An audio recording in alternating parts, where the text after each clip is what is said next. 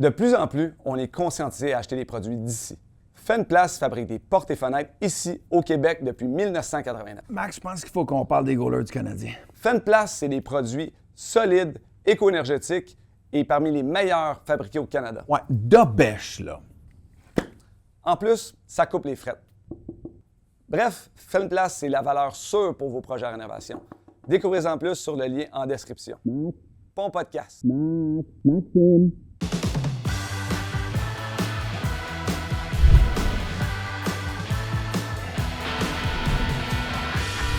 Saison 1, épisode 24.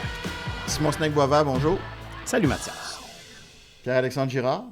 Salut les gars, ça va bien? Simon n'a pas de bonne humeur. J'ai vu ça. Non. Le printemps, il sort, mais... Parce que j'ai appris que... Parce que, tu sais, Mathias Brunet Rencontre, il est encore numéro 1 à 25 000 écoutes. Là, je viens d'y apprendre que samedi, je bifurque un peu vers des personnages devenus artistiques qui se livrent sur leur rapport intime au sport. Puis samedi, c'est Marc Labrèche. Fait que là, il est en maudit parce qu'il pense que son règne va peut-être prendre fin bientôt. Ben, les auditeurs qui veulent soutenir Simon savent quoi faire. Ils peuvent aller réécouter l'épisode. Et voilà! Et voilà! Free Simon! Et bonne. J'aimerais vous dire que l'épisode de Mathias et le Serpent est une présentation de Mise au jeu plus qui vous rappelle de jouer responsablement. Et on tient aussi à remercier Fenplast. Merci à Fenplast, une entreprise d'ici qui fabrique des portes et des fenêtres de grande qualité depuis plus de 35 ans. Rappelez à tout le monde que c'est super simple et facile de s'inscrire, non seulement à la chaîne YouTube en cliquant sur inscription, ou encore sur l'extra sur le KO Sport avec un S.TV. Ça aide nous et tout le groupe. Dernière chose, il reste encore 2 soupers à la cage parce que demain, on va annoncer le gagnant du prochain souper qui aura lieu lundi prochain, le 16 mars. Il reste donc 2 soupers les 13 avril et 11 mai. Vous avez jusqu'au 3 mai pour vous inscrire pour ces 2 soupers. Pag, comme à chaque semaine, je te raconte, puis je vous raconte un peu comment le week-end s'est passé, la préparation du show et tout ça. Évidemment, c'était la date limite des transactions. Puis j'ai dit à Simon, bon, évidemment que les gens en ont parlé abondamment, mais évidemment que nous, on aime faire les choses différemment puis aborder l'angle, disons, les gagnants et les perdants des transactions à la sauce serpentile. Puis j'ai dit, en passant aussi, envoie-moi donc les 3 derniers matchs de Reinbacker. On va en glisser un mot, voir où il en est rendu dans sa progression. On avait des bons mots. J'ai dit, regarde-le aussi, je vais le regarder. Et je triche. Je triche, Simon. Pourquoi? Parce que j'ai vu Reinbacker. Je suis tombé, puis tu sais comment j'étais inquiet. Oui. Je suis tombé en bas de ma chaise, puis j'ai décidé, sans t'en parler, sans t'aviser, qu'on va commencer avec Reinbacker parce que je trouve que ce que j'ai vu dans les derniers temps, c'est trop important. Puis la date limite des transactions, on va revenir après dans le premier bloc. Mais je pense que la priorité en ce moment, c'est Reinbacker pour ce qu'il nous montre, puis pour l'importance qu'il peut avoir éventuellement pour le Canadien. Évidemment, des gens vont dire flip-flop ou... Puis tu sais, j'ai jamais dit que c'était fini Reinbacker, mais je disais que j'étais inquiet. Ouais. Puis comment il a tout le temps été important pour l'avenir du Canadien. Et là, enfin, moi, c'est la première fois que je le vois jouer avec cet aplomb-là depuis que le Canadien l'a repêché. Simon, tu as vu ces 3 derniers matchs. Peux-tu nous parler de ce que tu as vu, toi?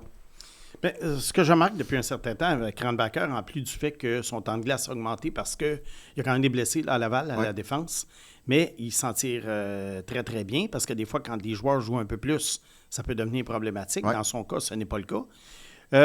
Moi, ce que j'ai aimé de Reinbacker, comme tu dis, c'est l'aplomb avec lequel maintenant il monte la rondelle. Il joue sur le premier avantage numérique et il joue très bien. Son lancer, moi, je trouve, il est très précis.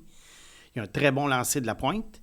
Et tu vois là qu'il sort de sa coquille dans le sens que moi, je dis tout le temps, ça prend 2 ans un défenseur dans la Ligue américaine. Donc, on parle à peu près 150 matchs. Ouais. Là, avec les séries l'an passé, le peu qu'il avait joué avant, là, je pense qu'il est à peu près autour de 70-75 matchs. À part les gadgets, là. Oui.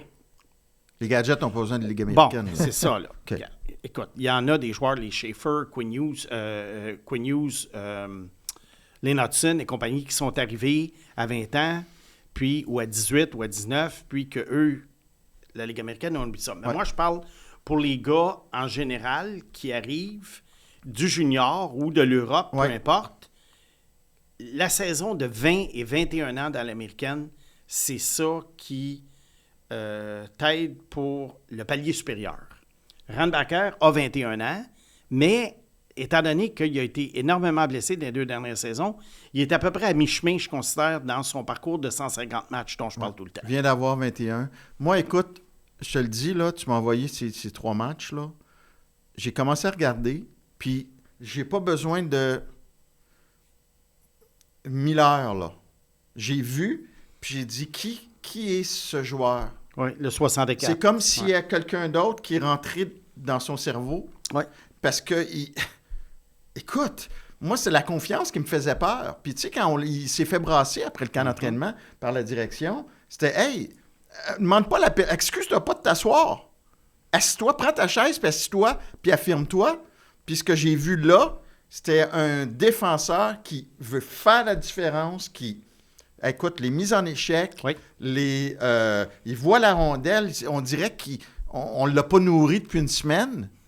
Non, mais je te le dis. Puis là, imagine-toi lorsqu'il va être encore plus fort ouais, physiquement. Parce j'ai- que tu vois qu'il grandit encore dans son corps. Je te dis pas que, regarde, c'est peut-être une bonne période, mais j'ai capoté. J'ai pas Non, il reconnu. était très bon. J'ai pas reconnu. Il, était... Puis, il a été le gars qu'on aurait pu croire il y a 3 ans qu'il était lorsqu'il jouait en Europe. Ouais. C'était ça, moi, que je voyais, mais moins bon qu'aujourd'hui parce qu'il était plus jeune. Mais c'était à peu près ça que je voyais. Puis je me disais, OK, ça sera peut-être pas une superstar, Ouais. mais ça va être un solide joueur de défense. Moi, je disais numéro 2 à l'époque, Oui. au repêchage. Je disais numéro 2. Oui. Là, je pense que ça se rapproche peut-être plus de numéro 3, mais peu importe. Là. Moi, Les moi, gars j'étais un gars de toujours- top 4 qui joue 20, 22, 25 minutes, Puis toi, tu me disais tout le temps, tu étais surpris quand je te disais ça. J'ai dit, ça devient un Adam Larsson à son prime. Ouais. Canadien bien servi. Là. C'est un défenseur numéro 3 au sein d'un club champion. Là, je vois Laval qui joue quoi? C'est des 26, 28. Oui. Les temps d'utilisation sont très difficiles à obtenir dans la Ligue américaine. Là, en regardant Twitter, j'ai cru comprendre que Jessica Lemay, Oui. qui parle beaucoup de Ligue américaine, elle a accès au temps d'utilisation. Je ne sais pas comment elle a fait, j'aimerais savoir son truc. Mais tu le Mais vois il dans les joue à- trucs que je t'envoie, on les voit les minutes. Aussi. Ouais. Ouais. Mais là, tu vois, le premier match que tu m'as envoyé, par contre, il y a une séquence complète où Oui, il n'est pas là. c'est Fait que ça. des fois, Fait que ça vaut ce varie que à ça une vaut. minute près. Mais quand tu vois 27, 28 minutes, tu sais que le gars, il a joué. Ouais. Là. Ouais. Mais toi, ça t'a-tu quand même étonné un peu de voir? Parce que Non. c'est quand même une Non. transformation Non, importante. non, là. parce que je te l'avais dit toute l'année, je l'avais dit l'an passé, c'est 150 matchs pour un défenseur. Déjà, là, il est rendu à mi-chemin, 75, c'est très bien. Ouais. Il y a l'équivalent d'une saison à peu près de jouer. là. Ouais. Fait que, non, moi je ne suis pas étonné. C'est le gars qui devient ce qu'on pensait qu'il serait. Dans le C'est sens le- que. dans la tête t'sais, que ça change. Tu sais, c'est souvent difficile quand tu évalues un joueur de savoir qu'est-ce qu'il va devenir dans la Ligue nationale parce que souvent, c'est une boîte à surprise. Il y en a qui deviennent beaucoup meilleurs qu'on pensait. Il y en a qui deviennent un peu moins bons. Il y en a qui se transforment aussi. Ouais. Il y a des joueurs offensifs qui deviennent des joueurs plus défensifs, mais qui sont très efficaces. Randbacker, ce que j'ai vu dans le dernier match, c'est ce que j'imaginais quand il était en Europe. Ouais. Mais les gars, depuis qu'on en a parlé, ça fait quoi, 20 matchs? À peu près. Mais oui. là, ça fait 10 minutes. OK.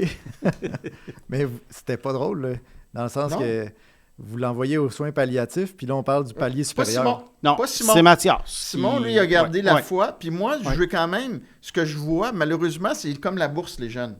Ça monte, puis ça descend. Puis ce que Ouais. je voyais m'inquiétait. J'ai pas dit c'est fini, Non. mais j'ai dit je commence à être sérieusement inquiet. Ouais. Puis là, je te dis qu'il... Puis sur la durée des 3 matchs que vous avez visionnés, il était constant, parce que c'est souvent ça le Oui. défi Ah oui. pour les jeunes. Oui, Ouais. j'ai vu une couple de fois, peut-être son contrôle de rondelle un petit peu mou. Ouais.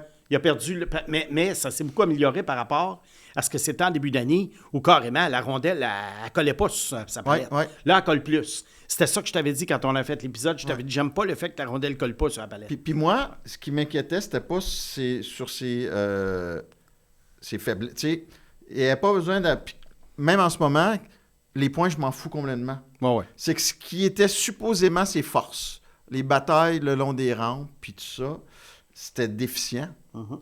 Tandis que là, écoute, c'est devenu un adulte.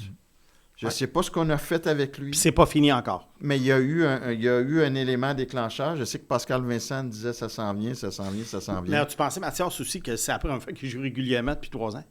Aussi. Peut-être ça aussi. Ouais. Tu sais, à coup de 10-12 matchs par année, Écoute, là, Il y a eu c'est une pas comme ça que commotion tu t'améliores, cérébrale. là. Aussi. Il y a eu une commotion cérébrale depuis qu'on en Dernièrement, a parlé. Ouais. Octobre, novembre, décembre, janvier, 4-5 mois. Pour moi, le 5 mois, il était peut-être pas assez non Puis plus. là, regarde, là, la question est de savoir maintenant, puis je pense que si on n'en parle pas, les auditeurs vont lui demander dans les questions. Je sais où tu vas, je m'en allais là. Ben oui, vas-y. Logan Mailloux. Ah non, c'est Ah pas non, ça. t'allais pas là? Ben, Non, on va y non, aller. je restais sur un backer. Vont-ils le rappeler? C'est Ouais. ça qu'ils vont demander. Ouais, c'est ça. Moi, Vont-ils, devraient-ils? ouais. Pas sûr que je le rappellerai là. Moi non plus. Là, tu as tes 7 défenseurs. Ouais. Moi, là, regarde, finis l'année là, reste dans un environnement stable, même si tu es prêt. Je pense que s'il continue comme ça l'an prochain, ça va être correct. Écoute, t'as enfin ton gars à droite. Moi, avec Hudson, je trouve que ça peut être une paire Ça va être formidable. Hudson Runbacker. Ouais, éventuellement, ça serait la paire idéale.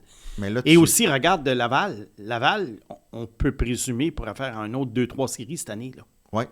Si Fowler est là, Ouais. dans les buts, même là, Kakkonen est quand même bien. Avec les vétérans qui ont, puis la bonne prestation du premier trio, qui ne sont pas des espoirs, mais qui ça demeure quand même eux qui font gagner Laval.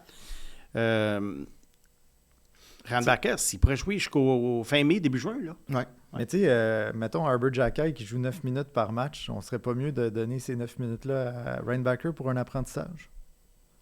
Moi, je pense qu'ils vont lui donner des matchs. Ah, peut-être. Mais ça se peut qu'on lui donne des matchs seulement. Tu sais, oublie pas, le Canadien est peut-être en voie d'être assuré d'une place en série, pas nécessairement le dernier soir comme l'an dernier, mais peut-être 3 matchs avant, mathématiquement. Mettons un 3 matchs avant. Là, il y a Michael Hage qui arriverait. Il y a Randbacker qui pourrait venir jouer quelques matchs, faire une petite saucette. C'est que sa confiance a été tellement longue à bâtir. Oui. Faut qu'il domine, là. Faut qu'il domine à un niveau avant de passer au niveau supérieur. Tu sais, avant d'aller à Mailloux, on va le faire à Mailloux tout de suite. Ouais. Puis On en a parlé déjà un peu la semaine dernière. Là. Ouais. Puis juste par acquis de conscience, Ouais. puis par professionnalisme aussi, je veux continuer. Oui. Tu sais, je veux en parler encore, de dire que ça va encore bien. Il joue encore ses 20 minutes par match. Vendredi dernier, tu vois, contre les Sharks, je ne l'ai pas vu. Mais pour un défenseur, souvent, c'est bon de ne pas le voir. Ben, surtout pour lui. Pour lui. Oui. Parce qu'il y a même à un moment donné, je te dirais qu'il y a 2-3 semaines, je me suis dit, coudonc, je vais-tu avoir l'air fou d'avoir dit que Randbacker est à des années-lumière de Mailloux. Ouais.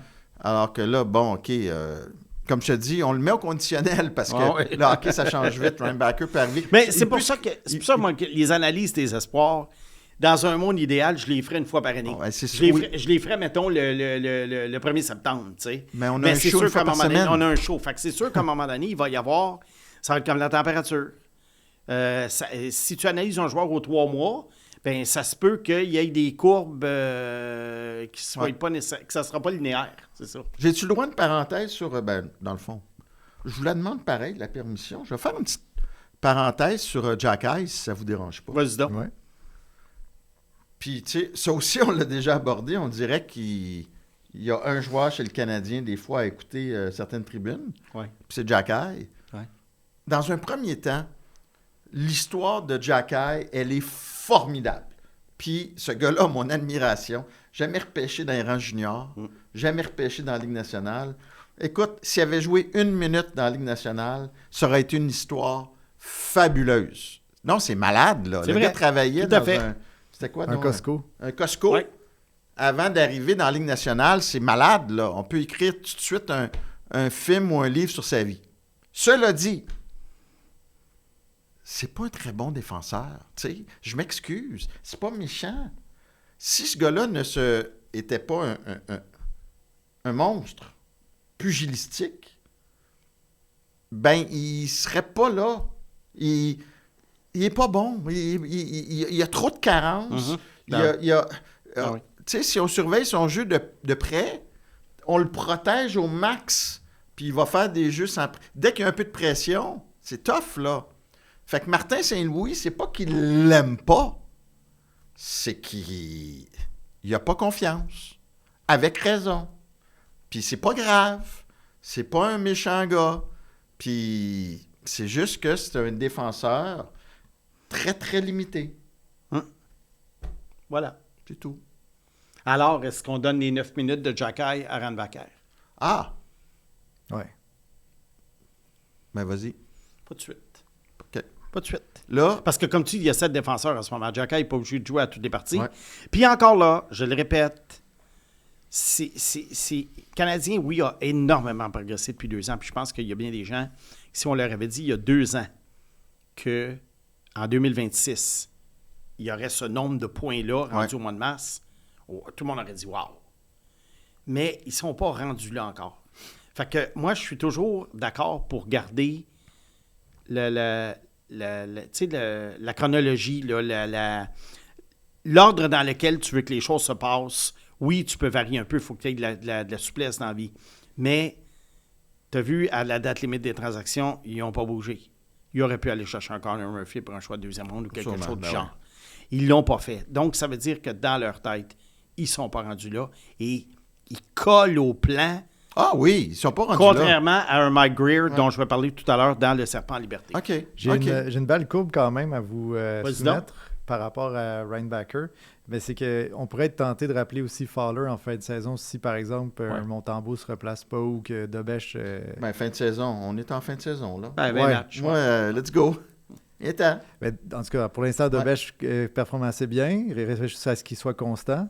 Ben, ouais. Ouais.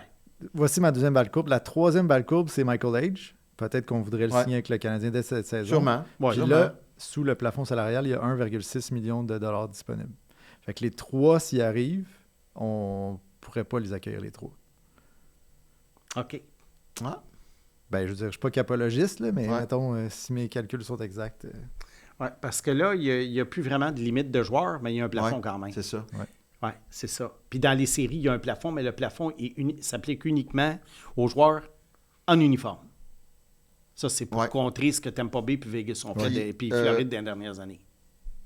Écoute, puis là, je m'excuse de ne pas pouvoir fournir cette information-là en ce moment. Tu peux pas mettre un gars sur la liste des blessés. La liste des blessés, non, parce qu'il faut que tu sois compliant, Oui, c'est ça. légal. OK. Fait que, il y a Fait que ça va être c'est serré, là. Ben, c'est pour ça qu'il y en a qui ont commencé à dire en fin de semaine pourquoi l'acquisition de Liney. Mais moi, je veux répondre Ben, à tu ça. peux en avoir 2, au moins. Oui. Je pense. Si tu fais tes calculs, là, tu Oui, peux en avoir je- au moins 2. Puis pas en même je te le s'ils dirai ne sont bien. pas en même temps, tu es correct. Je vais investiguer un peu plus. Mais non, mais tu sais, Ouais. hypothétiquement, parce que là, tu me prends par surprise, puis c'est parfait, c'est un bon point. Oui. Tu peux-tu, genre, rappeler Reinbacker en mars, puis donner un match à Age en avril? Pourquoi je dis que je suis pas capologiste, c'est parce que par rapport au nombre de matchs joués, c'est pas nécessairement le total sur la masse, mais Ok. par rapport à leur prorata sur le nombre Ouais, de matchs ok. qu'ils jouent pour le reste de la Exactement. saison. Donc, Ok. c'est Exactement. là que le calcul, je peux pas le faire, mais je Ok. pense qu'à un moment donné, il y a un enjeu de... On va être très, très, très serré sous la masse. Ben, c'est pour ça qu'il y en a qui ont souligné en fin de semaine que si Liney n'avait pas été acquis par le Canadien il y a 2 ans, les Canadiens n'auraient aucun problème de plafond pour faire un échange. Mais le Canadien n'aurait pas fait les séries l'an dernier, je vous le dis. Bon, mais peu importe ça. Désolé. Peu importe ça, moi, je vais remonter à la racine de tout ça. Ouais. C'est facile à dire maintenant que le Canadien a eu 2 bonnes saisons de suite. Le point, c'est que quand l'acquisition était faite, le Canadien était dans le même mode que San Jose, Chicago et compagnie, qui était d'accumuler des actifs en prenant des mauvais contrats. Et Liney faisait partie de cette idée-là en disant, ben, tout d'un coup, qui produit, et il a produit l'an passé. Oui. Il a produit. C'est lui Alors, qui a- ça n'a qui pas a- été long, Ouais. mais il a produit. Mais il a provoqué l'étincelle Bon. dont le Canadien a besoin. C'est ça. Donc, l'idée, c'est qu'à ce moment-là, je pense qu'en 2024, le Canadien ne se disait pas en 2026, je pense qu'on va être acheteur à la date C'est ça. limite des Mais transactions. non, Je pense pas c'est qu'ils sûr. soient acheteurs. Donc, c'est pour ça que l'idée, c'est d'être allé chercher un choix de deuxième ronde. Est-ce que le Canadien va continuer à faire ça dans les prochaines années? Là, je pense plus. OK. De la même façon que San Jose, ils l'ont fait pour Carey Price, mais là, ils le feront plus. OK. Je vais juste conclure avec Reinbacker. Tu vas m'haïr. Tu vas m'haïr. Pourquoi? Au moment où on se parle. Oui. 9. Là, on est le 9 mars. Oui, on enregistre le 9 mars. Au lendemain de la Journée internationale de la femme. Je tiens à souligner bonne fête à toutes les femmes. En retard. Désolé. Tu as un choix à faire. Oui. Ils vont me sortir. Ça a l'air salé. Reinbacker ou Mishkov? là, tu as une équipe pour l'avenir. Puis là, il n'aurait pas réfléchi comme ça au début de l'année. Non, mais Michkov, j'y donne un mulligan pour cette année. Je veux voir l'an prochain. Bon, on n'est pas au golf, là. Tu prends lequel des deux? Regarde, je ne sais pas. Parce que je donne un mulligan à Michkov. OK. Je suis correct parce qu'elle était chienne. Ouais. Puis, je veux pas qu'ils se mettent encore les pieds dans les plats. Mais je peux pas dire Randbacker tout de Mais suite. déjà, je peux pas dire c'est Michkov une tout de réponse suite. en soi, pareil. Ouais, mais je vais voir une autre OK. saison de Michkov. Ouais. Mais Puis- sachant que Michkov, il a eu l'attitude de ne pas arriver en forme, puis sachant que Reinbacker est blessé souvent, Ouais. si tu prends ça, est-ce que tu peux prendre une décision? Ben, c'est parce que justement, Michkov, il a quand même eu une bonne saison l'an passé. Là. De toute façon, c'est moi qui me mets les pieds dans les plats cette semaine. Parce que là, après 3 matchs de Reinbacker, j'étais en train de Ouais, il y a changer ça, mon là. fusil d'épaule. Ouais. Fait Puis que tu les- compares aussi un défenseur à un ailier. Tu sais, Fait que c'est moi qui c'est mérite. des drôles de comparaisons. que C'est tu moi fais, qui là. mérite de se faire ramasser cette semaine parce que là, ça a été. Mais autant mon opinion a varié, autant le jeu de Reinbacker Puis tu sais, a pris un 180 Puis, tu sais, il y a une degrés autre chose là. aussi, quand tu me demandes de choisir. Regarde les clubs. Les Canadiens, là, ils ont-tu besoin de Michkov en ce moment? C'est la deuxième meilleure attaque de la Ligue. Il y a ça aussi. Les Canadiens ont besoin d'un défenseur droitier bien plus que d'un ailier qui score des buts. Peut-être que si tu m'avais posé la question, pour une autre équipe, je t'aurais dit un ou l'autre. Philadelphie, as-tu besoin plus de Michkov Ils ont ou plus de besoin de Reinbacker? Michkov. Oui. Oui, vois-tu? C'est ça la réponse. Philadelphie a plus besoin de Moi, c'est Michkov. drôle, hein, quand j'avais. Ils sont à ouais. sec à l'attaque. Ils sont à sec. Quand j'étais allé rencontrer Daniel Brière Oui. l'été, pas l'été dernier, l'autre, tu vois, quand j'ai demandé Reinbacker ou Michkov, il m'a jamais répondu vraiment lequel entre les deux. Il m'a dit que les deux, c'était très serré. Ben, c'est parce que tu compares un défenseur Ouais. à un ailier. C'est ça. C'est ça qui est difficile, tu sais. Tu sais, c'est pas arriver puis dire, mettons, un ailier gauche vis-à-vis un ailier gauche. Là, tu arrives avec Reinbacker, Michkov. Je sais que quand tu arrives à la table de repêchage, il faut que tu choisisses un des deux. Ça, c'est correct. Oui, mais nous, on Mais a à un un moment show, donné, là. mais à un moment donné, rendu après, moi, je te dis que pour Philadelphie, c'est encore Michkov dont ils ont besoin. Mais on revisitera ça l'an prochain, parce que Michkov, je pense que l'année prochaine est quand même une saison décisive pour lui. OK. Tu sais, le talent est là. C'est pas une question de dire est-ce qu'il faut qu'il développe son talent. Le talent, il est développé. Ouais. La question est de savoir est-ce qu'il va avoir appris sa leçon cette année de ne pas être arrivé en forme au camp. Bon. Parce qu'oublie pas, son contrat va expirer à la fin de l'année prochaine. Le gars va peut-être vouloir encaisser. Ouais. En fait, il va certainement vouloir encaisser. OK. Écoute, est-ce qu'on met les échanges dans ton serpent liberté ou on le fait tout de Oui, suite? oui, vas-y. Hein? Vas-y. On va y aller avec mon bloc. On a trop de stock? On a trop de stock. On va y aller avec mon bloc. OK, Oui. parfait. Pack. OK. Puis, complément d'information, là, selon une intelligence artificielle qui a regroupé 40 sources, on peut pas recall les deux joueurs. On peut pas On rappeler. peut pas rappeler. Rappelez les deux les joueurs. deux Ah, joueurs en non? même temps. Non. On OK. serait au-dessus de la masse. Puis, mais là, c'est parce qu'il y en avait 3, là.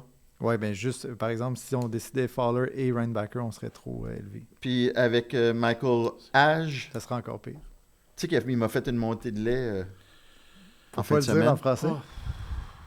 A dit, oh, les gens qui prononcent Michael Hage. Et là, j'en ai profité pour lui demander si ça l'enrage. Oh, wow. Et là, écoute, je pense qu'il est foncé dans un poteau. Non, mais regarde, je vais en parler tout à l'heure. On peut-tu passer à mon segment et arrêter de perdre du temps, là? OK. Bon, deuxième bloc, le serpent en liberté, mon bloc préféré. J'ai pas de job à faire, je payais à rien faire. De blague. T'es-tu remis de mon jeu de mots? Oui, mais je dirais d'autres choses, mais je ne le dirai pas. Bon, on y va. Pas de gros mots. OK, parfait. J'ai jamais de gros mots, moi. Alors, c'est ça. Alors, on parle des échanges, c'est ça? S'il te plaît. Oui. Puis on a dit qu'on l'aborderait d'une façon différente. Oui, ça a été beaucoup commenté, recommenté et re-recommenté, là, les échanges qui ont été faits dans la dernière semaine. Et surtout que je trouve qu'il y en a plusieurs qui font une job de paresseux. C'est genre, telle équipe a dépensé un choix de premier tour pour le gars, c'est des gagnants qui sont améliorés. Ouais. Alors que c'est tellement facile de faire ça. Il y a beaucoup plus de subtilité. C'est quoi la valeur du joueur par rapport au choix qu'on donne? Moi, je trouve qu'il y a un travail de recherche qui ne se fait pas tout le temps. Puis tu vas voir, après ça, je vais faire le pont vers un de mes sujets aujourd'hui. Parfait. Suite à ça. Moi, je voulais analyser l'aspect quasi aléatoire de la valeur d'un joueur. Dans le sens que lorsqu'on fait des shows qui précèdent cette semaine-là, on met des valeurs sur des joueurs. Ouais. Ah, lui, ça va donner un choix de premier et un prospect, mettons, de calibre B. Ouais. Lui, ça va être un choix de 2. Lui, ça va être... Comme là, c'est mettons, difficile. Connor Murphy, là, lui, je l'avais, le direct sur le museau, choix de 2 Edmonton, Ah c'est oui? ça qui est arrivé. OK. Oui. Mais le reste, là, regarde, on va prendre un exemple, OK? Les Maple Leafs de Toronto, ils changent Nicolas Roy Ouais. et Scott Laughton et Bobby McMahon. Bon, dans les 3 cas, McMahon, il est plus un marqueur. Laughton, c'est plus un joueur défensif. Nicolas Roy, je te dirais, c'est un genre de couteau suisse. Il peut monter de la première à la 4e ligne, dépendant du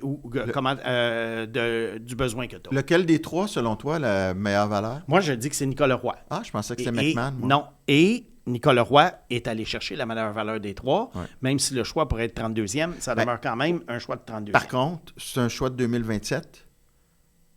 Alors, tu sais pas ce que on pense que l'Avalanche va être bon. Oui, je comprends ce Mais que ça, tu veux dire. c'est intéressant. Si ça avait été le choix de Oui. 2026, puis l'Avalanche va finir premier dans sa section, ça aurait été 26 et pire, 25 et pire, et probablement à 32 peut-être. Tandis que là, 2027, tu sais pas. Tu sais pas. Ben, la preuve, on le voit avec Edmonton en ce moment. Ouais.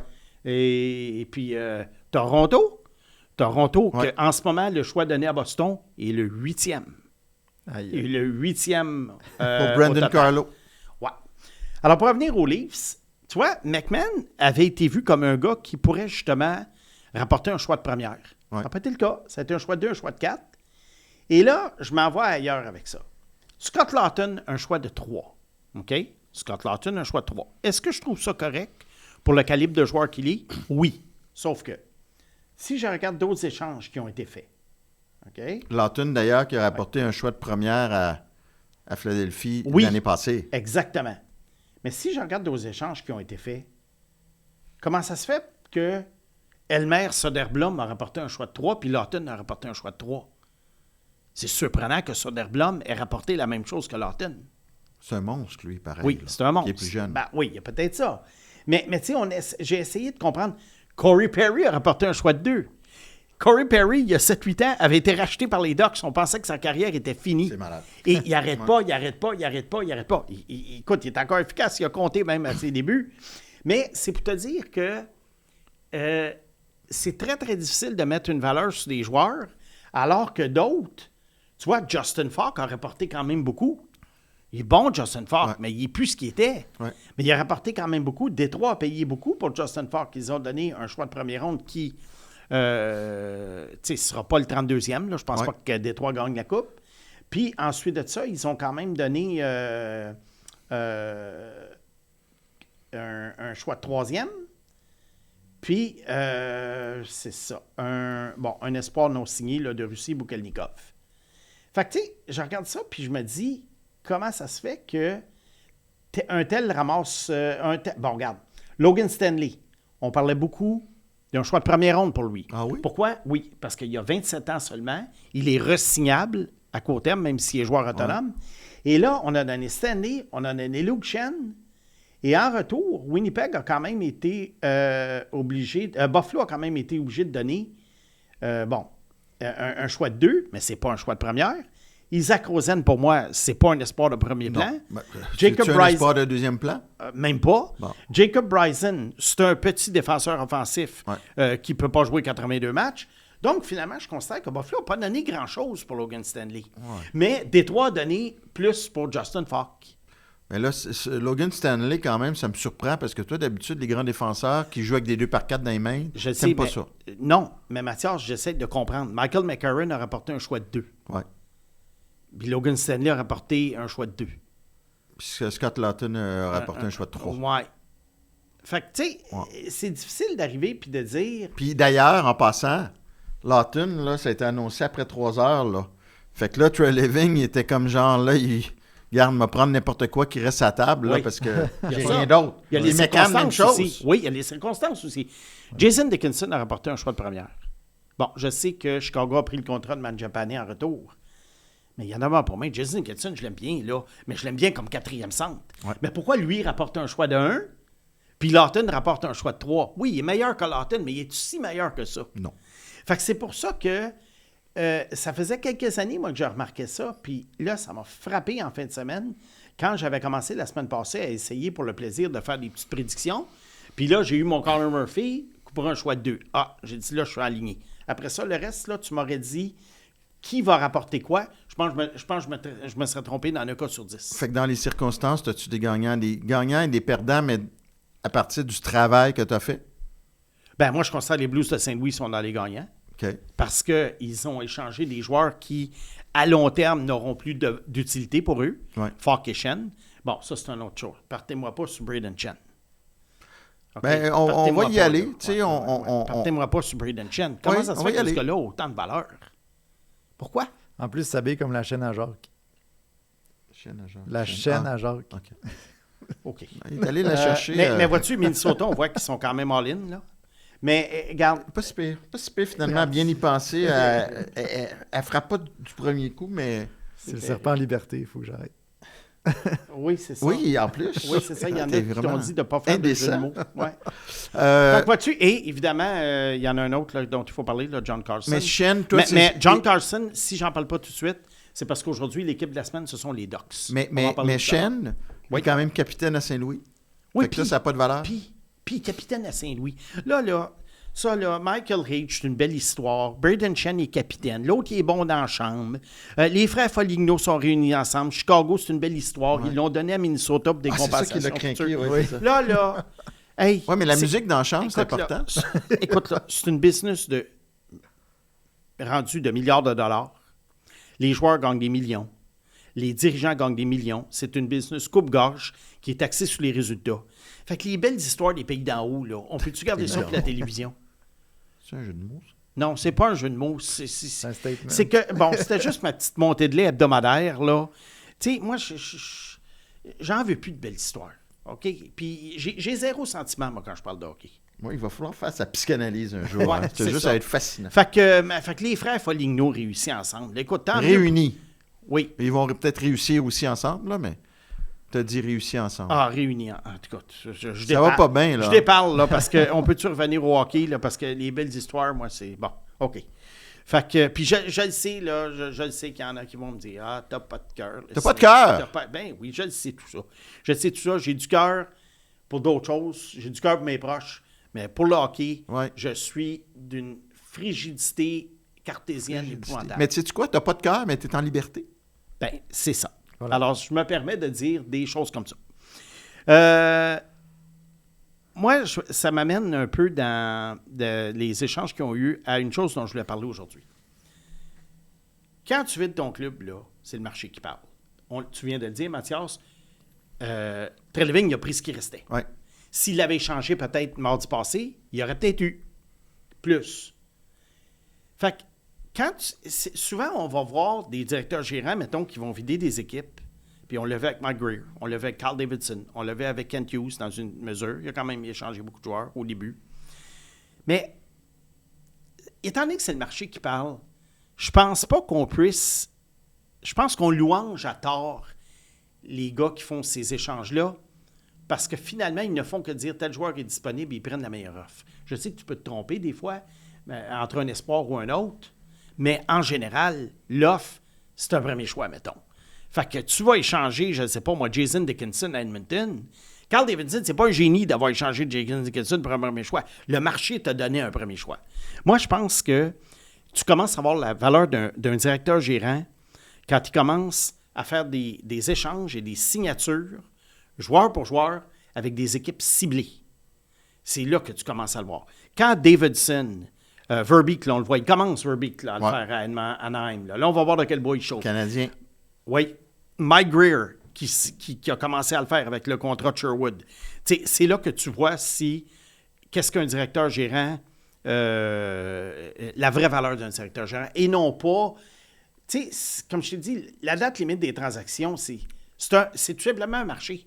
C'est un marché qui peut être bizarre. Liquider, c'est facile. Oui, parce que tu sais pas, ben mon Dieu, peut-être que Caroline me donnerait un choix de 2, mais eux autres me donneraient un choix de 1. Puis... Non, il n'y a pas de manœuvre. Mais- tu reçois tes offres, tu prends meilleur. Mais notre auditeur allumé Oui. te poserait dans les questions YouTube Vas-y donc. la semaine prochaine, te dirait, oui, mais là, tu viens de proclamer les Blues de Saint-Louis gagnants, Oui. alors que tu dis que c'est le marché puis c'est facile de liquider. Ah, Je n'ai pas dit Doug Armstrong est un génie. Je n'ai pas dit Doug Armstrong est un génie. J'ai dit les Blues ont bien fait d'échanger ces joueurs-là en retour de choix de première ronde. C'est OK. plus ça que je veux dire. Mais là, la décision était de savoir est-ce qu'on le fait ou on le fait pas. Parce que les Blues sont quand même plus sur la clôture que certaines autres équipes l'étaient. C'est quand même une équipe qui a fait les séries l'an passé. C'est quand même une équipe qui a mal commencé. Puis, il y a quand même des éléments dans cette équipe-là. Fait qu'à ce moment-là, c'était juste le fait de décider si tu le faisais ou pas. Mais les échanges comme tels. Armstrong, c'est pas un génie d'avoir eu un premier choix pour Justin Falk. C'est ça que Détroit voulait donner. Non, puis en même temps, tu sais, c'est le bon gars pour faire la job de bras. Ouais, Armstrong. mais il s'en va à la fin de Très l'année en fort. passant. Il reste président de l'équipe. Oui, Armstrong, je le sais. T'es niaiseux. Wow. Parlant de ça, Mike Greer, le contrat de Sherwood. Kiefer Sherwood, en ce moment, au moment où on se parle, he's the man. Il frappe. Il compte. Il a de l'énergie. Ouais. Je veux dire, je suis surpris que ça garde une autre affaire. Il a juste coûté 2 choix de 2. Comment ça se fait que Kiefer Sherwood coûte 2 choix de 2, mais que Jason Dickinson rapporte un choix de fin première? Ouais. Parce qu'il a été acquis plus tôt. Ah! Oui. Fait que des fois, quand tu le fais plus tôt, tu peux avoir plus, tu peux avoir moins. D'où l'idée, le côté aléatoire de tout ça dont je parlais tout à l'heure. Cependant, le contrat de Sherwood, 5 années supplémentaires. Aïe, aïe. À 30 ans, un gars de. Oui, de et avec robuste. San Jose qui n'est pas près de la Coupe Stanley. Ouais. San Jose, ils sont près des séries, mais ils sont loin d'être près de la Coupe Stanley. La défensive doit être complètement bâtie de A à Z. Là, c'est presque 6 millions par année, si je Presque comprends bien. 6 millions. Mais c'est le 5 ans qui me dérange. C'est le 5 ans. Si tu m'avais dit 3 ans fois 6 millions, j'aurais dit ouais, OK. Mais là, c'est 5 ans. Ouais. Fait que, c'est sûr que quand tu es proche de la Coupe, comme Colorado avec Kadri, tu te dis OK, il me reste encore 3 ans de contrat à Kadri, mais Colorado, c'est now. Là. Ils veulent gagner en ce moment et l'an prochain. Mais, si je me fais l'avocat du diable, Oui. les Sharks ne seront pas coincés par le plafond dans les 5 prochaines années, puis ça leur a coûté juste 2 choix de 2. Oui. Il va falloir, cependant, l'été prochain, il est possible que Macklin Celebrini signe sa première prolongation de contrat. Ouais. Quel va être le chiffre? Tu sais que Macklin Celebrini, tu peux lui donner un contrat en blanc, puis Oui, dire, tu mets mais- le nombre d'années, puis tu mets... Mais Mais peu importe, ils ne seront pas coincés puis, non tu plus. sais, c'est le dernier moment au mois de juillet, où Macklin Celebrini va pouvoir signer pour 8 Ouais, ans. ouais. Parce qu'à partir du mois de septembre, ça va baisser à 7. Mais je pense pas qu'ils ont le temps de se rendre à une étape où ils vont être coincés par le contrat de Sherwood. Là, je fais juste essayer de voir Moi, l'autre. j'ai pas... C'est pas vraiment... Tu sais, c'est comme Gallagher, là. Non, on, mais- on oui, se oui, dit mais- que c'est trop. Oui, mais Gallagher, il enlève une place à un joueur, peut-être. Là, de plus en plus. là. Peut-être que Sherwood, il enlèverait une place. Moi, En c'est ce pas moment, le- c'est dur, là, ouais. C'est pas le 5,75. Ouais. C'est qu'est-ce que tu fais avec Sherwood à un moment donné? Regarde, on va peut-être Ouais. me faire mentir. Ils sont pas rendus là encore. là. Non, mais l'affaire aussi, dans le cas de Sherwood, si je veux me faire son avocat, Ouais. c'est que Kiefer Sherwood a moins de millage dans le corps que bien d'autres joueurs de son style. Il vient d'arriver dans la Ligue nationale il y a Ouais, mais quelques années. Il quand est arrivé même à été 27 dans la Ligue ans. américaine. J'imagine qu'une mise en échec dans la Ligue américaine, ça fait aussi mal Regarde qu'une mise en échec le dans la Ligue millage de la nationale. Ligue nationale. Ah oui? Oui, il y a une grosse différence, le millage de la Ligue nationale. Fait que c'est pour ça que ça va être à suivre. Une autre chose, les fameuses clauses de non-échange qui ont bloqué la possibilité de beaucoup de transactions. Dont celle de OK. Buffalo. Quelqu'un peut-il m'expliquer pourquoi on donne des clauses de non-échange à des joueurs qui ne sont pas des vedettes? Que tu donnes une clause de non-échange à McDavid, à Celebrini, à ces gars-là, d'accord. Mais pourquoi? Pourquoi? Je regardais l'alignement de Vancouver. Comment ça se fait que Brock Besser, il y a une clause de non-échange? Je l'aime bien, Brock Besser, là. Mais pourquoi il y a une clause de Ils ont non-échange? tous, là-bas, ils ont Ils tous l'ont une clause tous. de non-échange. Philippe Ronek a une clause de non-échange. Aïe, aïe. Au baseball, là, Alex Antopoulos, directeur gérant des Braves d'Atlanta, la règle d'or qu'il fait, il n'a jamais donné une clause de non-échange à un joueur. Jamais. Alors, pourquoi les gars de la Ligue nationale de hockey, on dirait que c'est quasiment comme si la signature n'est pas à avoir lieu. Tout le monde s'est entendu sur le montant, le nombre d'années.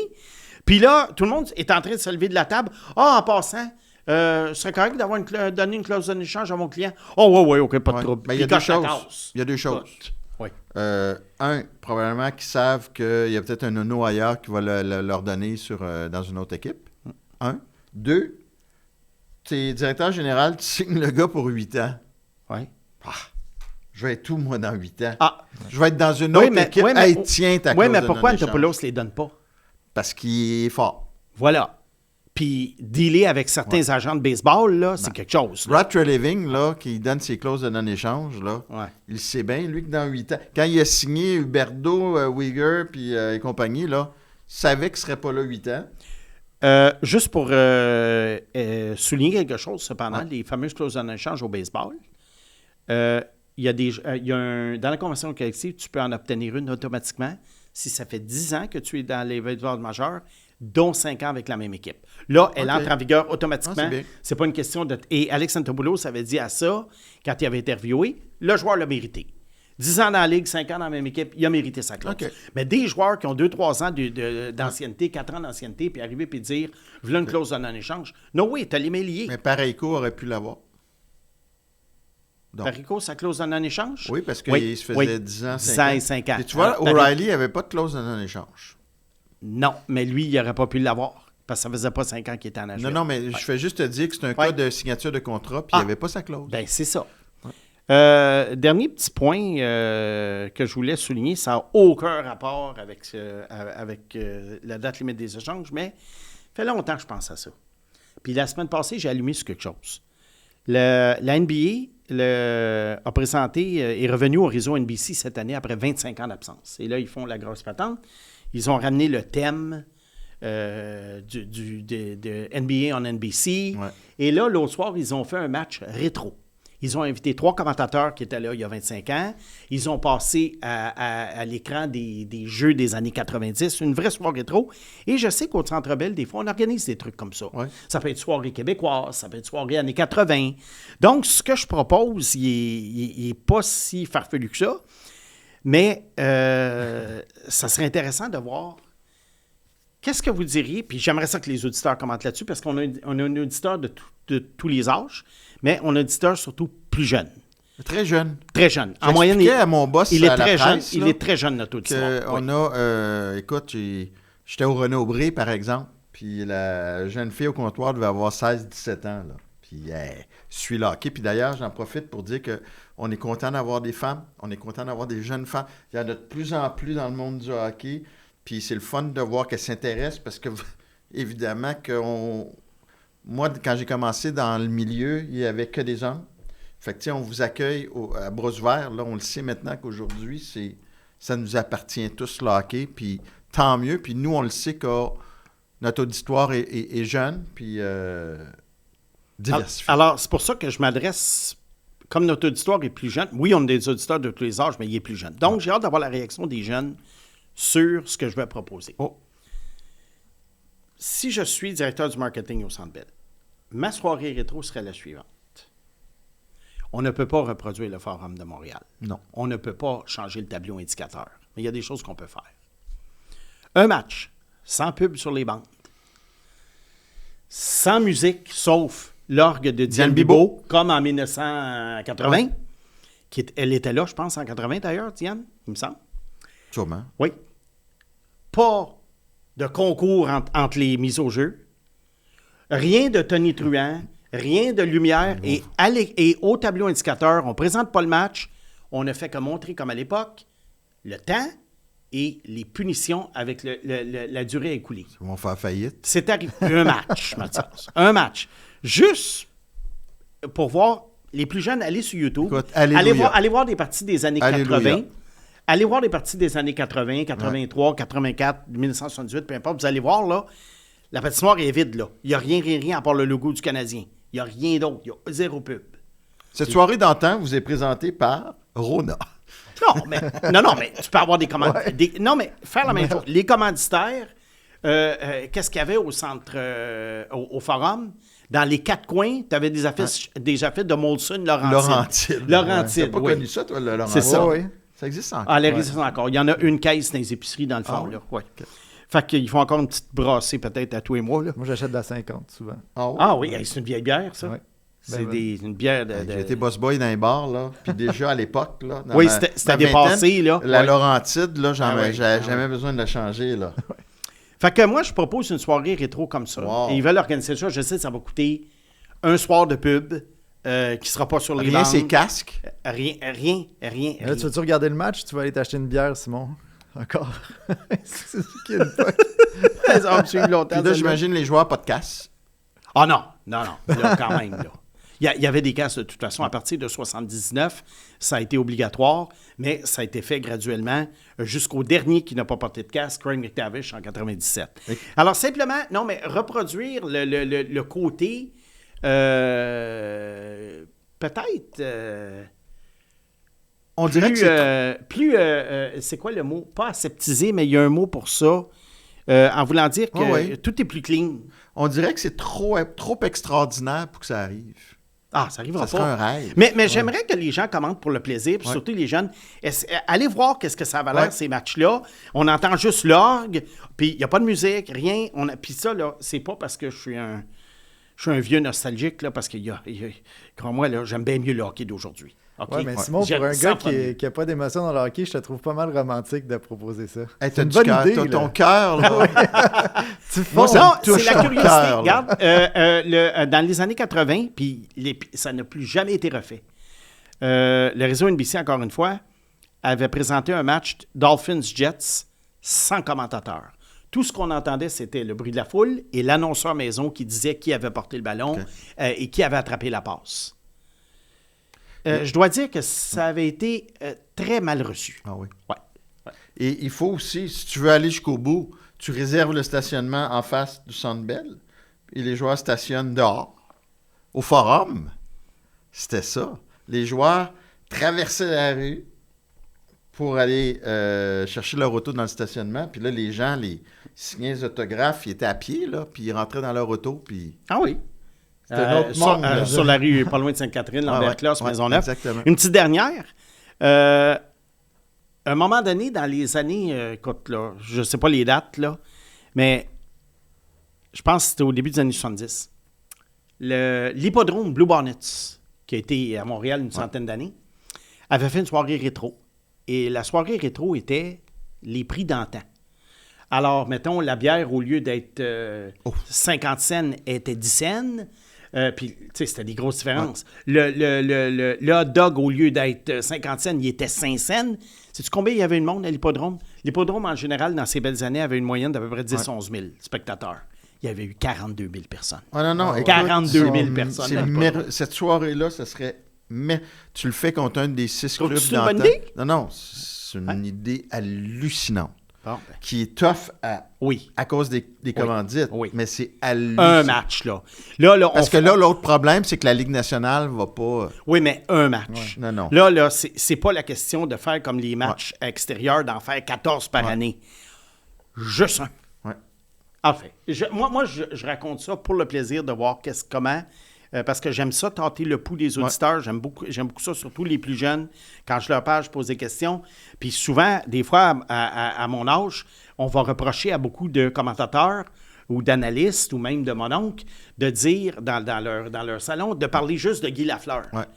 Puis moi, j'aime beaucoup mieux le hockey d'aujourd'hui. Fait qu'OK, on coupe ça court, là.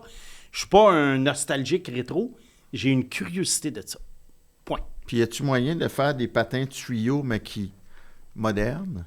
Non, Avec là, des là, bâtons Mathias, de- Non, on mais ne là, je suis poussera pas très ça aussi nostalgique. loin. Non, on ne poussera pas ça aussi loin. Moi, je te parle plus l'ambiance du Centre Bell. Mais moi, je pense qu'ils vont garder la pub, c'est bon. Ah, ben. L'animation est Mais là, tu le fais ou tu le fais pas? ça marchera pas. Tu le fais ou tu le fais pas? La pub sur les bandes, je crois, a commencé à la fin des années 80. Vers 87-88, il a commencé à de la Là, pub sur les bandes, l'animation, environ. là, pom-pom puis compagnie, il va se dire... Non, mais un match. Je le sais! Je Et le si sais! les gens détestent ça, là, ben, ils Non, détesteront c'est ça. merveilleux, Ben non, c'est mais, merveilleux. Moi, mais toi, Pâques de cœur, je t'ai 38. Ouais. Aimerais-tu ça? Oui. Un Ben, je match? pense que là, ce qu'ils vont faire, c'est qu'ils vont trouver un compromis avec les marques sur les bandes pour avoir des pubs rétro, comme dans le temps. Fait que là, on va se sentir quand même en rétro. Puis... OK. Puis, Ouais, parce qu'il y a beaucoup de compagnies qui existaient à l'époque. Ouais. Pag, lui, ce qu'il va surtout aimer, c'est la bière à 1 pièce.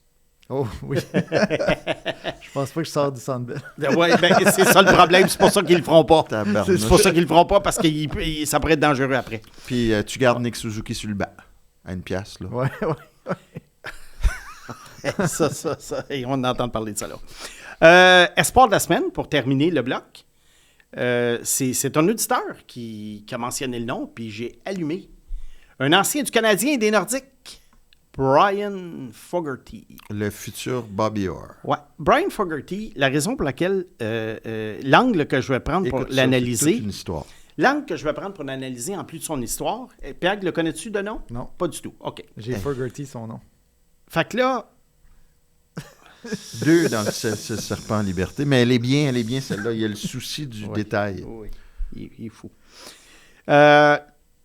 Et tu vas voir l'angle que je vais prendre là-dessus. On parle des saisons de 19 ans des joueurs. Ouais. Puis là, je m'en vais là.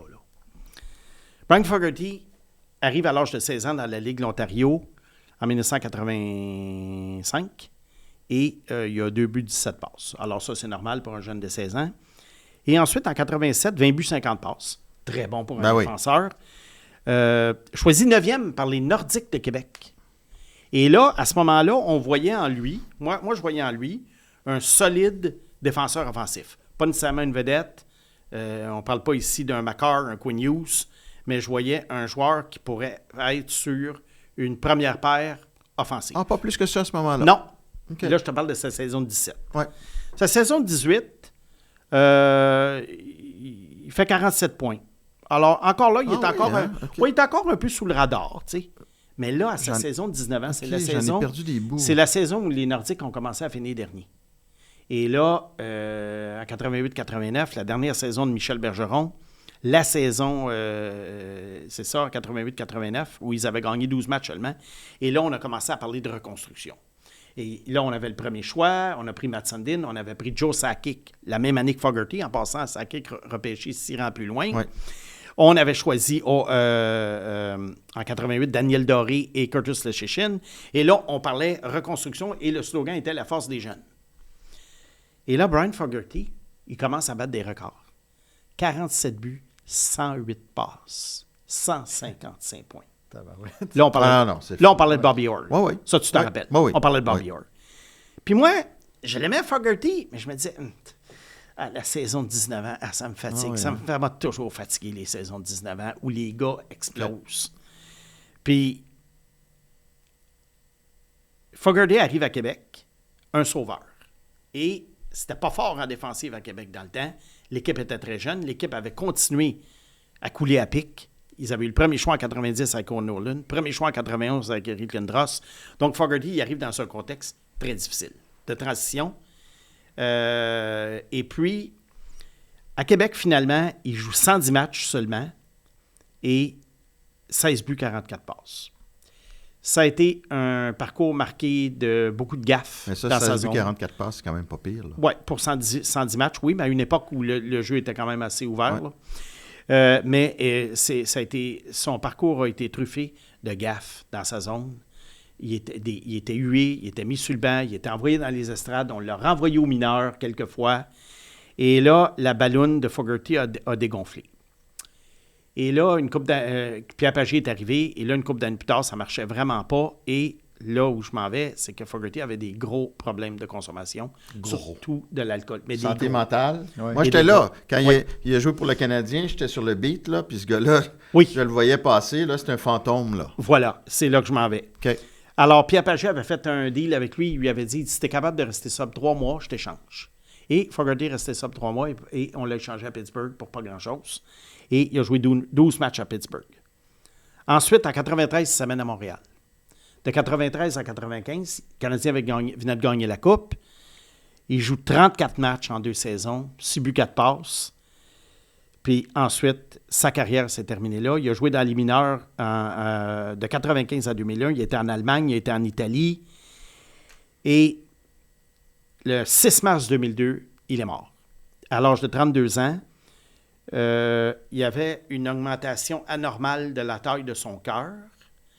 Et ça, c'est la cause officielle du décès, mais c'est sûr que le gars a vraiment consommé beaucoup de ses propres dires. Et au dire de son épouse avait dit que c'était l'anxiété extrême que lui causait la pression de jouer au hockey professionnel. Ouais.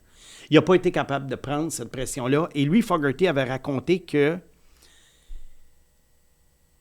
il a commencé à boire à l'âge de 14 ans. Pourquoi? parce qu'il a commencé à jouer junior A à l'âge de 14 ans. Ouais. Il jouait avec des gars de 18, 19. Il allait dans les bars, il allait chez les danseuses. Ouais. Et, tu sais, des gars à 14 ans qui font 6 pieds coq avec d'autres gars de 19 ans, ils peuvent rentrer. Ah ouais. Puis ils ne se feront pas carter Ouais. nécessairement. Et Fogarty a, si on peut dire, expliqué sa situation par le fait que il avait fréquenté... Bon, mais il y en a d'autres qui ont fréquenté puis Ah qui ouais. n'ont pas bu. Alors, sa femme a parlé d'un problème d'anxiété. Écoute, ils l'ont retrouvé une couple de fois dans des endroits bizarres, complètement nus, avec une bière dans les mains, dans une cuisine désaffectée ou je sais pas quoi. Écoute, il y a des histoires de malades. Là, Mais Ron Tugnut, gardien des Nordiques à l'époque, avait raconté une anecdote il y a quelques années. Ouais. Il dit une fois, il dit, je vois Brian, il dit, il avait bu, ça n'avait pas d'allure. Il dit, je me suis dit, il ne sera pas là demain matin en pratique. Il dit, il est arrivé, puis il dit, il patinait comme le vent. Ouais. Alors, il dit, là, je me suis dit, il y a un problème. Parce que si tu es capable de consommer autant, puis de produire, C'est que tu consommes d'autres choses aussi. oui, probablement. Alors, c'était la triste histoire de Brian Fogarty, un espoir qui avait, tu sais, qui aurait pu se retrouver au Colorado, gagner la coupe. Tu sais, quand tu y penses, Ah là. oui. Mais C'était un gars. J'essaie de faire un comparatif pour les jeunes. Les Nordiques, dans cette situation-là, mettons avec Nolan, Sundin, puis Peter Forsberg, qui ont obtenu en échange Lindros.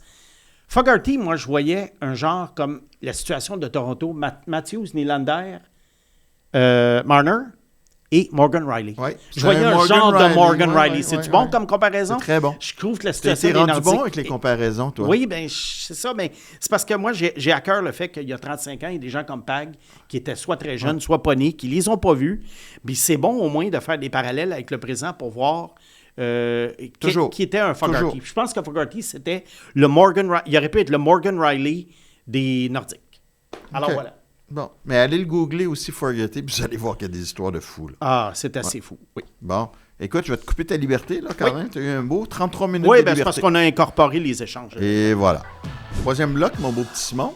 Ton équipe de la semaine. Oui, une équipe Avec qu'on un vient, regard. une équipe qu'on vient de voir contre le Canadien. Tournée vers ton chandail. Oui, pourquoi?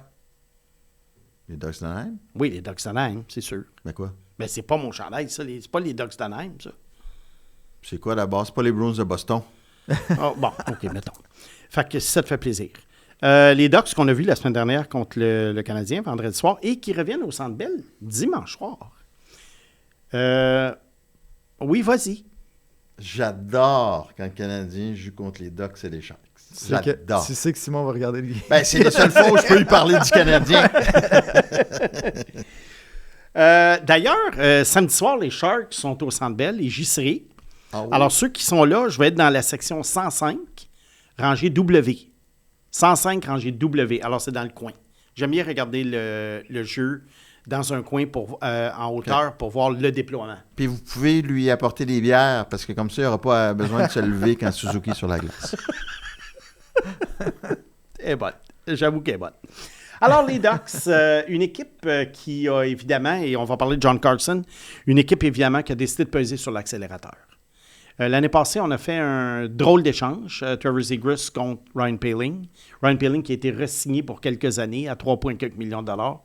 Regarde, Poehling, il se débrouille là quand même, mais je trouve que c'est beaucoup. Je comprends, on a besoin de ce genre de joueurs-là. Peut-être que c'est rendu le prix maintenant avec l'augmentation du plafond salarial et le nombre d'années d'expérience qu'il y a. Mais bon, c'est pas tellement là-dessus que je veux focusser. C'est John Carlson. Qu'est-ce que John Carlson va apporter aux Ducks? On sait que cette année, la division Ouest est pourrie. Et on sait que la division Pacifique, plutôt, est pourrie. Et on sait que le chemin est ouvert. Les Ducks pourraient même gagner le championnat de la division. Ça, c'est important. Oui. Tu me vois venir? Par rapport au choix de premier tour Oui. donné pour Carson. Oui. C'est que le choix de premier tour, si les Ducks font le carré d'as, Non, mais si les Ducks Oui. gagnent la division, oui, déjà en partant, au classement, oui, ça repousse. ça repousse le choix. Même s'ils perdent au premier Ouais, tour, ça c'est repousse vrai. le choix en fin de premier En fin de tour. première, et s'ils font le carré d'as, ça devient 29, 30, 31 ou 32. Oui. Donc, à ce moment-là... Puis s'ils le font pas, ben t'es quasiment à 25 et plus ouais, malgré tout. c'est pas 20-21, parce qu'on sait, on en a parlé souvent, la ligne, là, c'est à 20-21 qu'elle se tire. Ouais. Moi, là, je regarde à chaque repêchage, je me dis, oh mon Dieu, il ne reste plus grand joueur que j'aime. Fait que- C'est sûr qu'il y a des permutations. Des fois, il y a un joueur comme Michael Hage qui aurait peut-être pu sortir, je ne sais pas, 14, 15, il est sorti 21. Mais règle générale, après 20-21, là, et que c'est rare qu'il reste encore des gars que tu regardes sur ta liste puis tu salives. Fait que, tu sais, si disons qu'il gagne, là, ce titre-là, Ouais. dans la Pacifique, Ouais. est-ce que ça serait si cher payé pour Carson qui va jouer un rôle clé en fin de saison et que tu peux re-signer pour peut-être 2 ans? Ouais. Mais moi, c'est ça. Moi, ce que je veux analyser, c'est qu'est-ce qui va amener Carlson. Oui. Carlson, là, on l'a vu dans les séries l'année passée, défensivement, il a été exposé. Ce n'est plus le joueur qu'il était. Mais, dans le positif, à 5 contre 5, offensivement, c'est encore un très bon joueur. Oui. Et là, peut-être qu'Anaheim, je ne sais pas comment on va utiliser, j'ai hâte de voir ça. Est-ce qu'on va le faire jouer? Est-ce qu'on va le protéger un peu? Est-ce qu'on va l'abriter sur une deuxième paire ou troisième paire même? Ou est-ce qu'on va l'envoyer dans la gueule du loup? Parce que les Ducks, cette année, ils ont des problèmes défensifs. C'est curieux à dire parce que sur papier, il y a une bonne brigade, mais ils donnent beaucoup de buts. Sauf que Lucas Dostal, il ne fait pas le travail. Non. Il ne le fait On pas. l'a vu contre le Canadien. Oui, oui. Puis ça, je l'avais vu quand j'étais allé. Les 3 parties que je suis allé pendant le temps des fêtes, Ok. les 3 parties étaient mauvais. Puis à droite, tu sais, t'as Goudas et t'as Trouba. Là, c'est 2 gars qui peuvent pas t'amener d'offensive du côté droit. Là. Oui, Trouba un peu, mais c'est sûr que Ça a Carlson baissé. est meilleur. Oui, ça a baissé. Fait que, regarde, je pense que Pat Verbeek, lui, il voit la fenêtre qui s'ouvre. Est-ce que c'est une fenêtre de coupe? Peut-être pas, mais il voit une fenêtre de corps et d'as qui s'ouvre. Parce que Anaheim, là, d'ores et déjà, on peut dire que même si je crois qu'ils vont encore s'améliorer parce qu'ils sont très jeunes, Carlson, Gauthier, Seneca, là, on sait que c'est 3 joueurs, 3 jeunes vedettes établies. Hey, tu l'aimes-tu ton Gauthier? Oui. Oui. Qui aurait dû être le deuxième choix en arrière de Slav en passant. OK, en au moins, 2022. tu le mets en arrière de J'avais Slav. Slav 1, Gauthier 2. Parfait. Mais j'avais Gauthier 2 avant. J'avais Gauthier 2. Slav, OK. je l'aimais. OK. Je me permets de te couper dans ton élan, Simon, parce que on a fait un petit peu un accroche d'habitude. On va parler de mise au jeu plus. Tu as mentionné Slavkovski, puis j'attendais ça avant de lancer Ton d'or? mon d'or. Alors, combien penses-tu que Juraj Slavkovski va marquer de points cette saison? Pour plus de 66,5, une cote de 1,75, et à moins de 66,5, une cote de 1,95.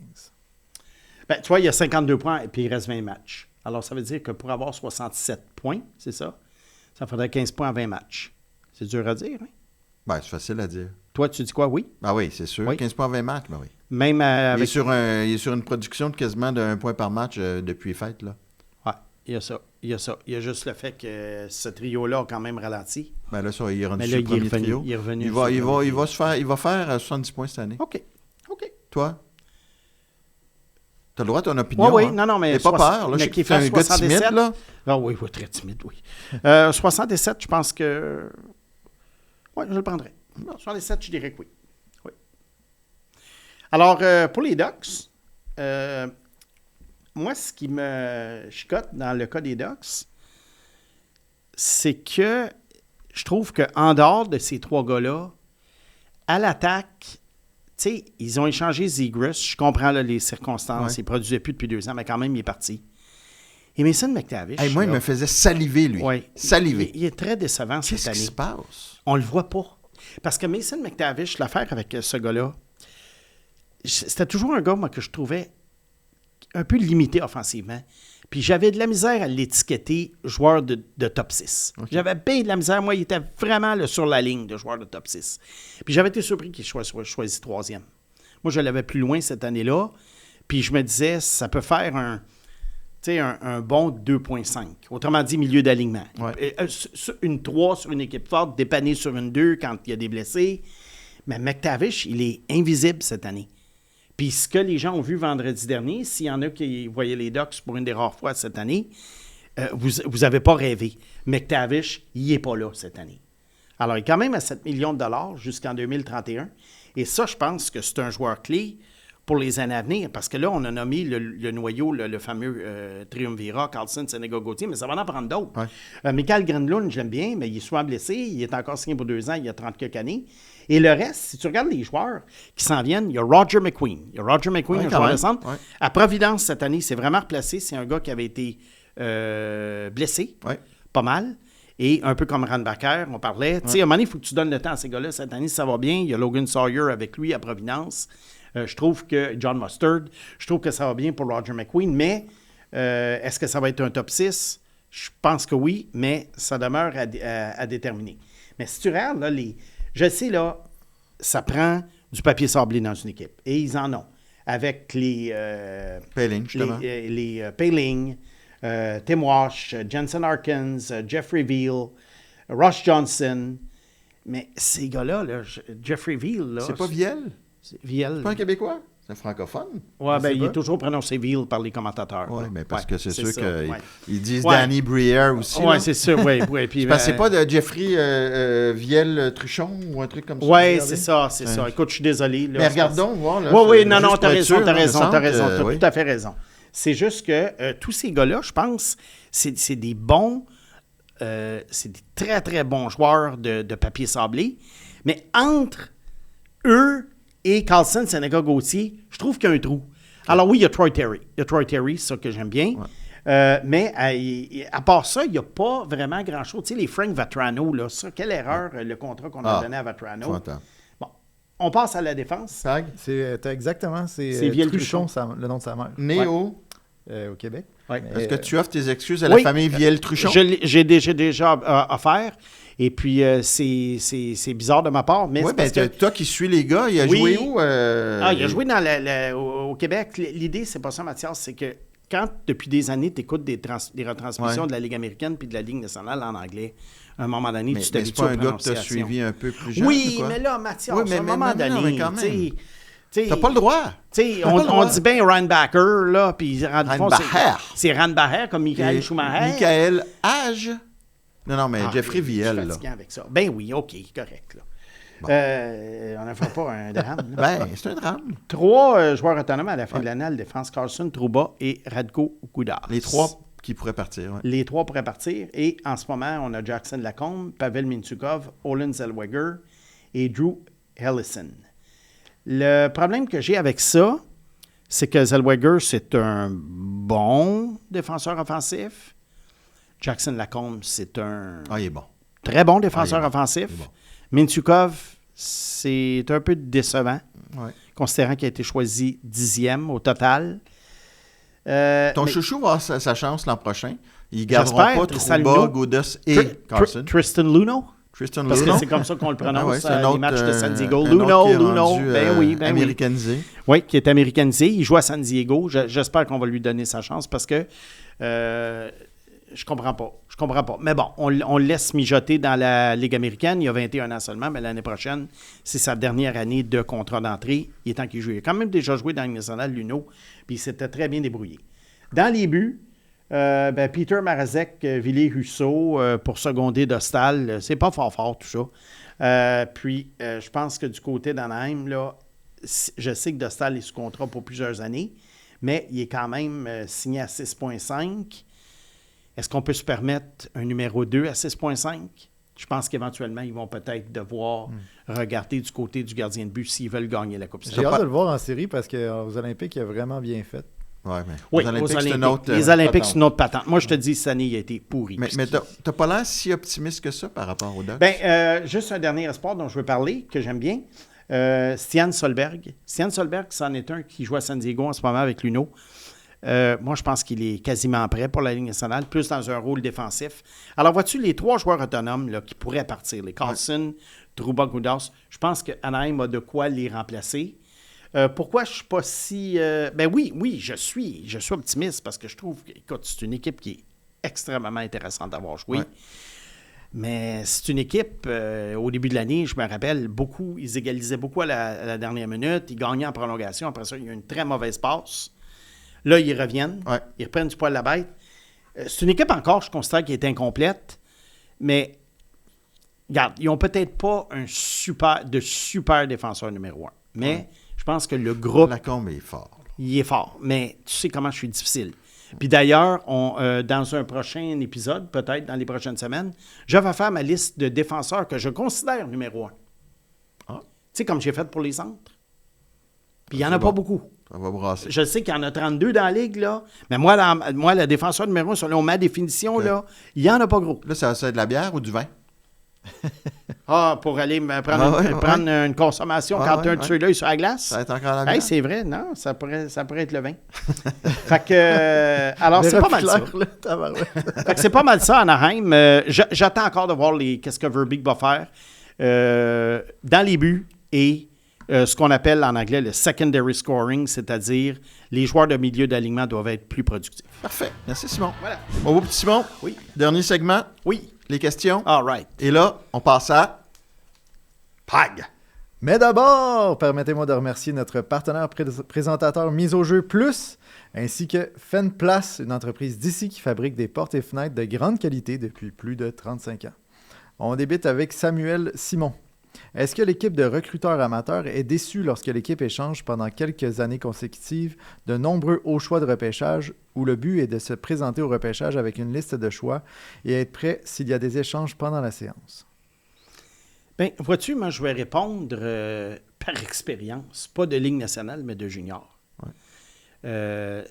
C'est arrivé quelques fois qu'on n'avait pas de choix de première ronde dans les équipes pour lesquelles je travaillais. Et dans certains cas, ça a été des choix élevés. Et habituellement, la façon que les équipes travaillent, c'est que habituellement tu le sais d'avance, avant le début de la saison, que tu n'auras pas ton premier choix. On le voit dans la Ligue nationale. Ou à la date limite de la transaction, tu sais que ton équipe est susceptible de le faire. À Colorado, ils le savent que l'équipe peut y aller. Habituellement, de la façon dont ça fonctionne, tous les joueurs sont quand même évalués de façon diligente, au cas où. Il y a des joueurs qui peuvent glisser. Mais même là, il y a des joueurs, à un moment donné, ça te prend des rapports sur les joueurs. Et c'est sûr que tu sais que tu n'auras pas, je ne sais pas moi, je prends un choix de cette année, tu sais que tu ne l'auras pas, Keaton Verhoff. Ouais. Mais tu vas faire un rapport sur lui quand même parce que tu ne sais jamais à un moment donné quelle occasion on ne peut pas se présenter. Alors oui, c'est sûr que l'équipe de recrutement préfère avoir un premier choix. Des premiers choix, c'est plus excitant d'avoir des premiers choix. Tu aimes ça en avoir 2, 3 si c'est possible. Mais tu focuses après ça sur les autres choix que tu as puis tu essaies de cibler les meilleurs gars possibles. Le directeur du recrutement va répondre exactement la même chose. Il va dire, regarde, on a une bonne équipe, c'est bon signe. Ouais. On va gagner les Coupes Stanley. La caméra s'éteint, il va dire, tabaslac. On Mais ça peut-tu dépend. repêcher au premier tour? Ça dépend. Ah, ils sont déçus Mais, quand même. oui, là. mais là, ça dépend toujours. Colorado, c'est pas si pire.